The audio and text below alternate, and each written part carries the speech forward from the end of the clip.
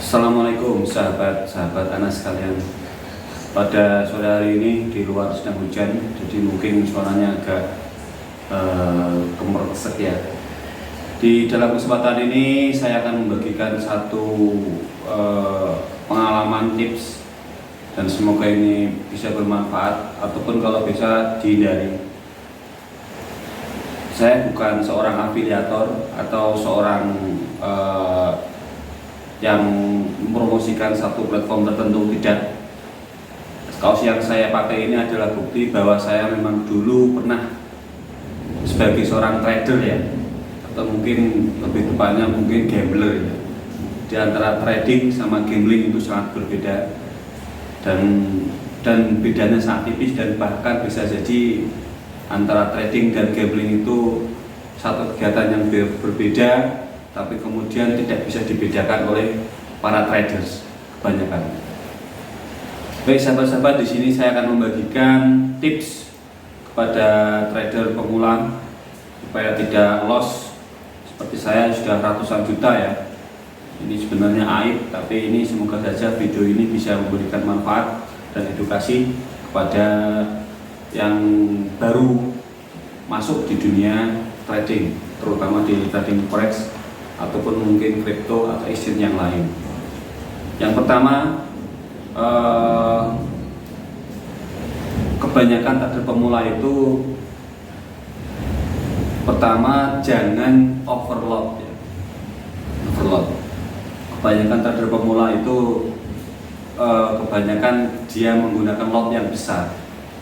Ini menjadi kesalahan. Semakin besar lot yang digunakan, maka semakin equity dalam akun kamu itu sangat berbahaya. Ketika equity-nya kecil, sedangkan market pasar tidak sesuai prediksimu, maka kamu akan margin call dan kamu akhirnya akan menangis karena kehilangan uangmu. Pertama itu, jangan overload. Lot yang digunakan kecil saja. Jadi misalkan kita punya akun dengan nilai $10.000, maka lot yang digunakan kecil, paling tidak 0,25. Jadi 0,25 itu yang paling besar ketika akunmu $1.000.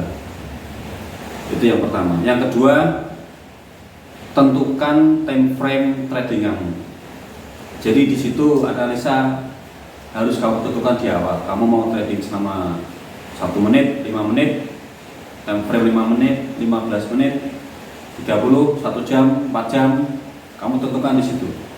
Dan ketika tidak sesuai dengan apa yang kamu prediksikan, maka kamu harus berhenti sesuai apa yang menjadi rencana di awal. Karena ketika itu dilanjutkan, bisa jadi kamu akan kehilangan dari sejumlah modal karena tidak kesesuaian antara market yang kamu analisa dengan yang terjadi dalam pertradingan. Kamu menganalisa naik, ternyata marketnya turun. Satu, jangan overload. Yang kedua, tentukan time frame kamu. Yang ketiga, jangan over posisi. Jadi yang paling bagus adalah satu posisi, satu kali trading, satu time frame. Itu paling bagus karena kamu bisa fokus di situ.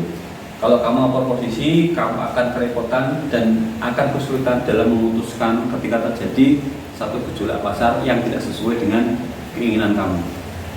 Itu yang ketiga. Yang keempat, bertradinglah kamu dalam kondisi yang siap.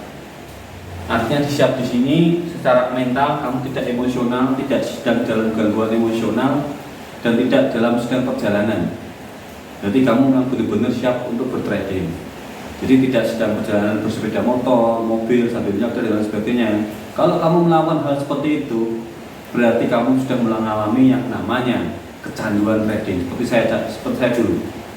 Ini sudah saya hapus platform yang saya pakai ini, yang jaket ini. Saya sampai punya anggota itu gold ya, sampai banyak hadiah-hadiah tadi yang dikirim ke rumah saya, dari jaket, topi, kaos, bahkan ini yang saya pakai ini, itu semuanya hadiah dari broker. Tapi saya tidak mempromosikan, saya bukan afiliator. Jadi pastikan kamu bertrading dalam kondisi yang santai, yang siap, tidak dalam kondisi yang berkendara. Pengalaman saya ketika itu kamu bertrading dalam keadaan yang sambil nyetir mobil, sepeda motor, atau dalam kondisi yang sedang ada meeting atau yang lainnya, maka itu hindari. Kalau kamu seperti itu, berarti kamu sudah mengalami kecanduan trading, over trading. Itu yang keempat. Yang kelima, gunakan money management yang baik antara risk and reward, antara resiko dan kemenangan atau cuannya. Itu kamu harus gunakan yang baik. Yang paling bagus maksimal adalah 5% dari modal, maksimal. Jadi misalkan itu maksimal, semakin kecil bagus, kalau semakin besar, kalau kamu siap silakan, tapi ini saran saya maksimal 5%. Misalkan kamu punya akun $1.000, maka kemudian 5% dari itu adalah $50. Ketika $50, kamu menggunakan 0,25 lot satu posisi dengan risk and reward 200 poin. Kalau kamu tidak sesuai analisa kamu, turun misalkan 200 poin, naik 200 poin. Jadi nanti masing-masing dapat, kalau risk-nya kehilangan $50, reward-nya dapat $50.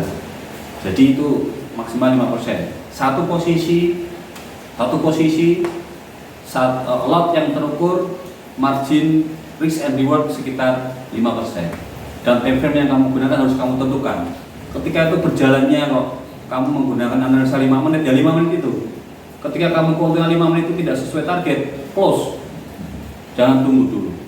Lebih ke situ. Jadi saran saya untuk trader pemula itu perhatikan analisa sesuai dengan time frame waktunya. Itu lebih bagus. Karena pengalaman saya sering lossnya di situ. Jadi ketika saya tahan tidak sesuai dengan ekspektasi, saya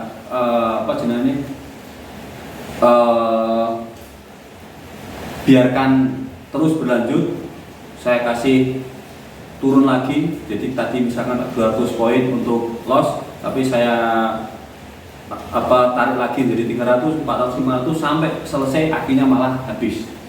Maka dari itu disiplin dalam urusan manajemen keuangan. Yang keenam, sahabat-sahabat, perhatikan leverage kamu.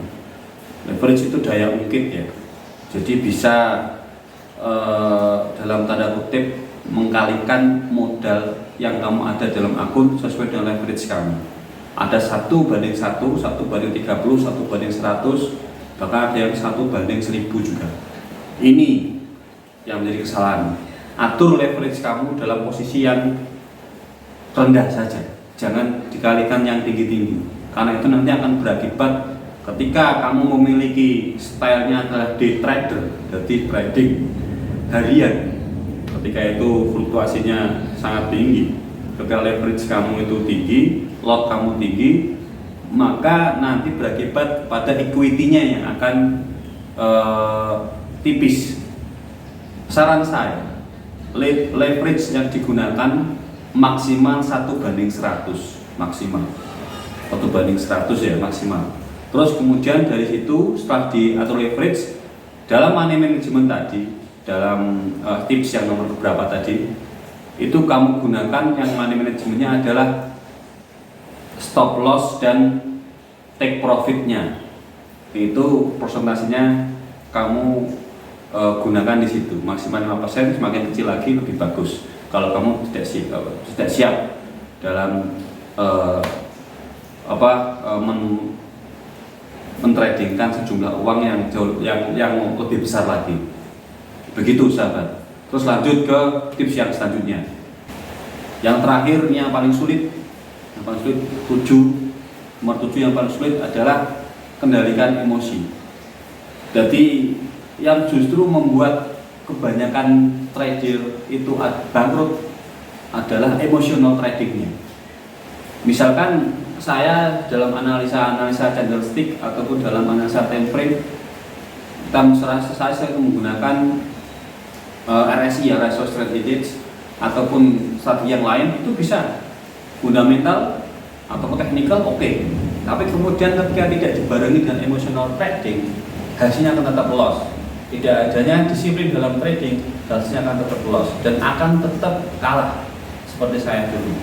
Ini pengalaman saya sudah loss banyak sekali, ratusan juta, dan sangat berimbas sama kehidupan ekonomi saya. Ini sebuah aib sebenarnya. Tetapi di sini semoga saya bisa memberikan manfaat kepada subscriber jajaran saya ini. Jadi 7 tips yang saya sampaikan di awal itu tolong diperhatikan. Ini yang paling terakhir, emotional trading. Ketika Anda seorang trader ya sudah untung dalam satu hari itu, misalkan dibatasi, tentukan batasi. Saya sehari ini maksimal 5 posisi. Ya 5 posisi itu yang kamu gulir, yang kamu garis bawah, yang kamu tebalkan, yang harus kamu disiplin. 5 posisi itu. 5 posisi itu dalam setiap posisi meresikokan maksimal 5% dari modal. Atau lebih sedikit, misalnya 3% dari modal lebih bagus. Dalam setiap posisi, satu kali trading, satu time frame, lot yang terukur, dan hanya satu posisi itu. Ketika sudah untung dari 5 posisi itu selesai, ya sudah selesai. Kamu nikmati keuntungan kamu. Ketika sudah loss, ya loss, sudah selesai. Jangan kemudian ikut lagi. Ketika kamu terpancing untuk mengikuti pasar lagi, ketika tadi sudah untung, kita ikuti sudah lagi, emosional kamu akan berbeda di sini sebenarnya. Yang tadi kamu menggunakan rationality untuk menganalisa pasar, akhirnya dengan menggunakan keserakahan dalam diri kalian, yang pada akhirnya berakibat kepada kebangkrutan pada akhirnya. Maka dari itu ketika sudah untung, ya sudah close seperti itu. Nikmati keuntungan kamu. Diambil keuntungan kamu untuk apa, silahkan. Jadi itu, jangan kemudian terpancing untuk ikut lagi. Ini sahabat-sahabat, sebelum saya tutup tips ini dari saya. Perbedaan antara trader dan gambler, trading dan gambling itu adalah kepada emosionalnya. Ketika kamu masuk pada platformnya tertentu ya. Lain kali kita akan bahas macam-macam trading. Itu beda-beda sebenarnya. Perbedaannya adalah seorang trader, dia akan trading, ya jual beli, dan ketika dia sudah untung, dia akan selesai, berhenti dari pasar, pulang ke rumah. Ya seperti orang-orang yang jualan di pasar, ketika dia sudah untung jualan di pasar, berapapun keuntungan itu, dia akan pulang ke rumah menikmati keuntungan, selesai, besoknya jual lagi. Itu seperti itu namanya trader. Kalau seorang gambler, dia akan bertrading, bergambling dalam platform tertentu itu, dia akan berhenti ketika semua sudah habis. Biasanya di situ. Seorang trader dia berhenti ketika dia untung, kembali lagi esok hari. Kalau seorang gambler, dia akan kembali dengan modal yang baru setelah loss semuanya. Karena apa? Karena tidak bisa menguasai emosional dalam dirinya. Ini pengalaman saya. Maka sahabat-sahabat semuanya yang ada pada channel saya ini, hati-hati. Kalau bisa dihindari. Tapi kalau sudah terlanjur, tips itu supaya bisa memberikan manfaat. Kalau mau berhenti, dikurangi. Jangan over yang saya katakan di awal. Kalau mau trading, sediakan waktu khusus. Jangan pada kondisi sibuk kerjaannya, karena itu sangat berbahaya. Saya sudah dari sejak 2019 sampai hari ini, tapi sudah saya hapus yang platform ini, sudah saya hapus, dan semoga ini bisa memberikan manfaat pada semuanya. Dan ketika nanti mau sharing-sharing, boleh, nanti saya akan share nomor HP saya di kolom deskripsi.